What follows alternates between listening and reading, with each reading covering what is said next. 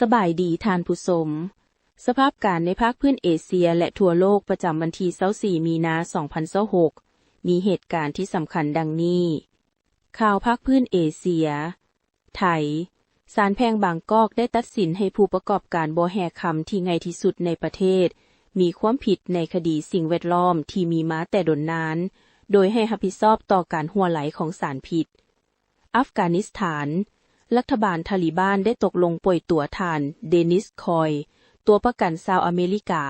หลังจากได้รับการห้องขอจากครอบครัวของลาวญี่ปุ่นและจีน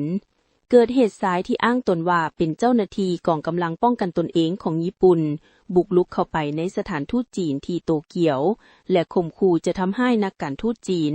เหตุให้ทั้งการจีนออกมากัดค้านอย่างหุนแหงเกาหลีใต้ประธานาธิบดีลีเจมิงได้ประกาศมาตรการประหยัดพลังงานทั่วประเทศย้อนผลกระทบจากสงครามในตะวันออกที่เฮ็ดให้การสนองพลังงานหยุดชะงักอินเดีย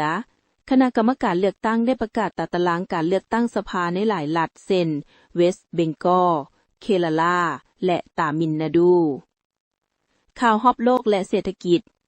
สงครามในตะวันออกประธานาธิบดีโดนัลด์ทรัมป์ได้ประกาศยุติการโจมตีโครงสร้างพื้นฐานพลังงานของอิหร่านเป็นเวลา5วันเพื่อเปิดทางให้แก่การเจรจา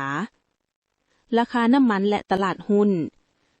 นในเอเชียส่วนใหญ่เริ่มฟื้นตัวคืนหลังจากมีสัญญาณการลดผ่อนความตึงเครียดระหว่างสหรัฐและอิหร่านถึงอย่างใดก็ตามราคาน้ำมันดิบเบรนท์ยังคงมีความผันผวนและซื้อขายกันอยู่ที่ประมาณ$100ต่อบาร์เรล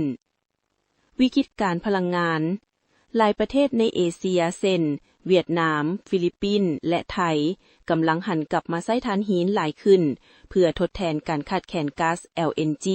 ที่ได้รับผลกระทบจากการปิดช่องแคบโฮร์มุซเศรษฐกิจอาเซีย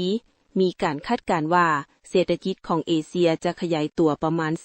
4.5% ในปี 2026 นี้